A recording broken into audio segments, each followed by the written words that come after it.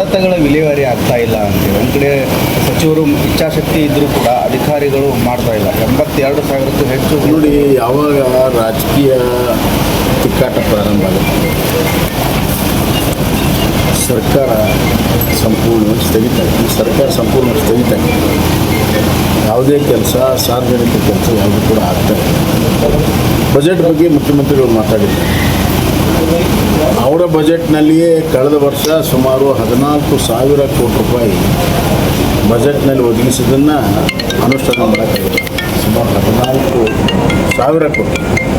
ಅದರ ಹಿಂದಿನ ಸದ್ಯನೂ ಕೂಡ ಸುಮಾರು 10,000ಕ್ಕಿಂತ ಹೆಚ್ಚು ಕೋಟಿ ಬಜೆಟ್ನಲ್ಲಿ ಒದಗಿಸಿದ್ದನ್ನು ಅನುಷ್ಠಾನಗೊಳಿಸಲು ಸಾಧ್ಯ.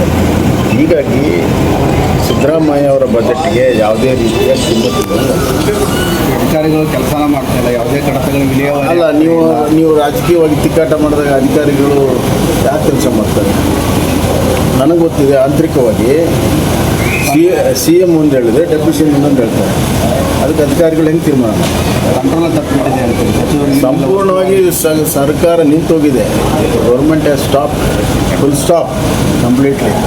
ಜನರಿಗೋಸ್ಕರ, ಜನರ ದೃಷ್ಟಿಯಿಂದ ಈ ಸರ್ಕಾರ ಜೀವಂತವಾಗಿಲ್ಲ. ಅಧಿಕಾರಿಗಳೇನು ಕೆಲಸನ ಮಾಡ್ತಾ ಇಲ್ಲ, ಬರೀ ಇವ್ರ ಮೇಲೆ. ಅಂದರೆ ಅಧಿಕಾರಿಗಳು ಹೆಂಗೆ ಕೆಲಸ ಮಾಡ್ತಾರೆ? ಯಾವ ನಿದರ್ಶನ ಇದೆ? ನಾಯಕತ್ವ ನಿದರ್ಶನ ಇದೆ? ಮಾಡೋಕ್ಕೆ ಸಾಧ್ಯನೇ.